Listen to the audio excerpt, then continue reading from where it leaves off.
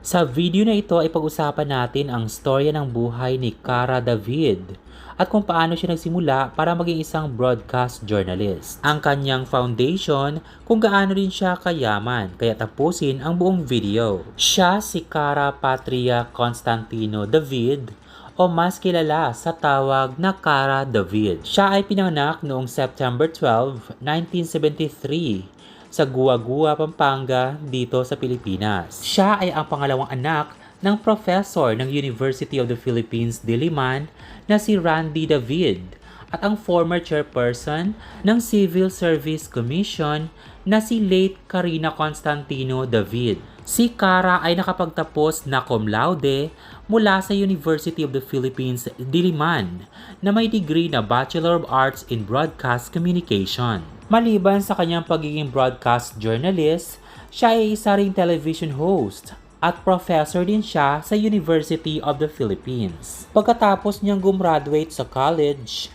siya ay nagtrabaho bilang isang production assistant at researcher para sa GMA Network noong 1995.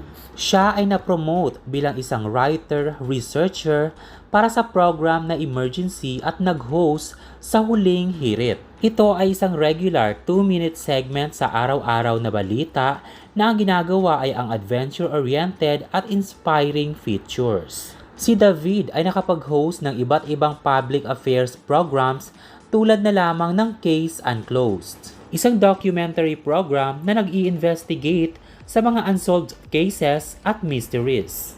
Siya ay nag-host ng OFW Diaries, isang public service program na nagre-reach out sa mga Filipino overseas workers. Siya ang news anchor ng News to Go, isang former morning news program sa GMA News TV.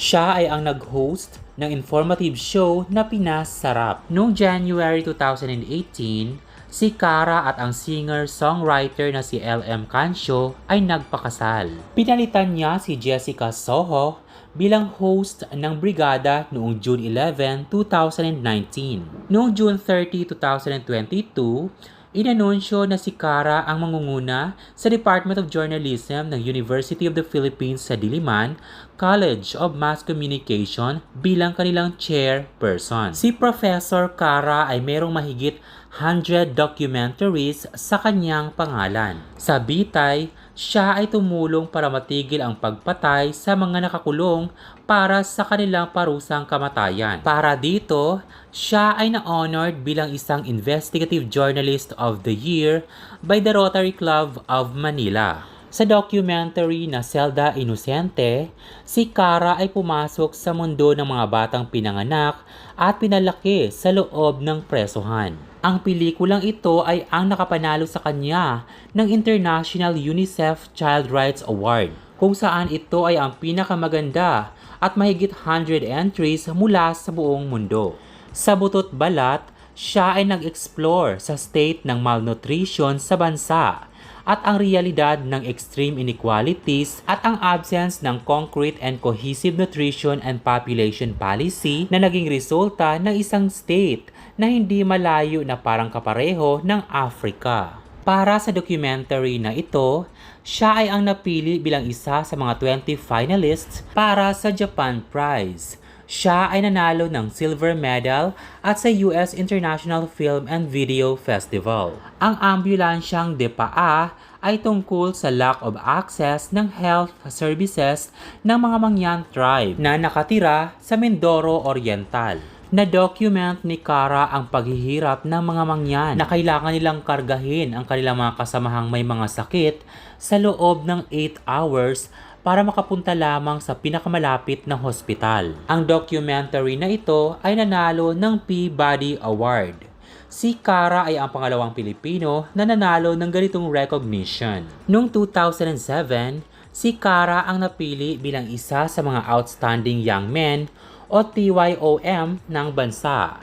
At siya ay na-honored bilang Broadcast Journalist of the Year. Noong 2011, siya ay napili bilang isa sa mga 10 outstanding women sa nation's service o towns. At eto na, ang pinakapaborito ko, ang Project Malasakit ni Cara David. Ang Project Malasakit ay non-stock, non-profit Si Cara ay philanthropy. Ito ay founded noong 2002 at ang founder mismo ay si Miss Cara David. Ang headquarters nito ay nasa Quezon City.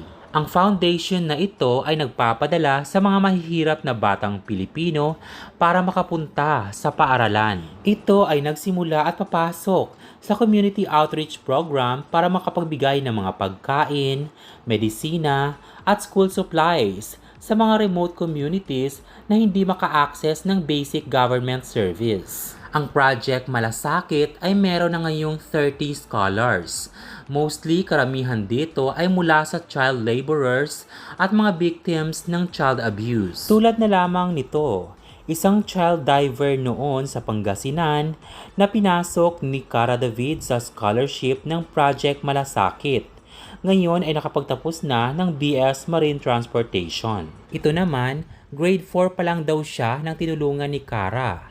Ngayon ay nakapagtapos na ng senior high school. Isa rin ito sa mga naging scholar ni Cara noon na ngayon ay isa ng ganap na budding visual artist. Ito naman si Charlie na isang laborer noon na ngayon ay isa ng ganap na police officer. Siya naman si Omnia ng Lanao del Sur na pinasok din ni Cara sa Malasakit Project na ngayon ay isa ng student nurse. Isa sa mga batang tinulungan ni Cara noon, si Charles na ngayon ay isa ng Certified Public Accountant CPA. Hindi ko na maisa-isa pero legit na sobrang dami na palang natulungan ng mga estudyante at ngayon ay professionals na ni Cara David. Siya ay truly inspiring. Na-overwhelmed at na-amaze lang ako kay Miss Cara dahil ngayon ko lang din ito nalaman sa aking research. Kaya naman pala ang dami nagmamahal sa kanya ng mga netizens.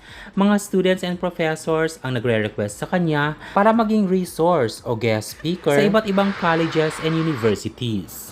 Sa kanyang Project Malasakit, kabilang din ang Paraisong Uhaw, ang kanyang documentary sa waterless community sa Masbate. Dahil dito, sila ay nakapag-construct ng 10 patubig sa municipality ng Balud. Ang Project Malasakit team din ay nakapag-construct ng sustainable solar power facility sa community ng Mangyan sa Mindoro Province. Sa sobrang daming mga parangal, hindi mo na kayang bilangin ang mga international awards na natanggap ni Cara David.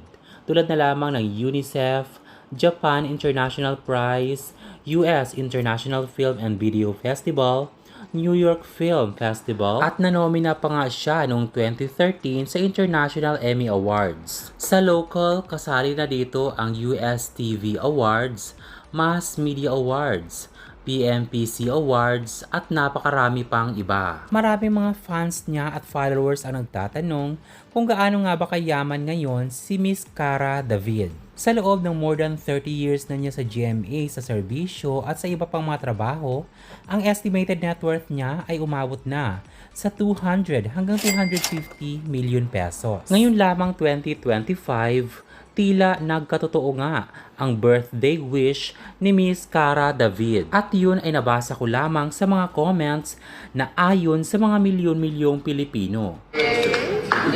Wish! Wish! Sana mamatay lahat ng kurakot sa Pilipinas! Agree ba kayo kay Cara David? Ano ang masasabi mo sa video na ito? Mag-comment at mag-subscribe na para palagi updated sa aking showbiz updates. Thanks so much for watching!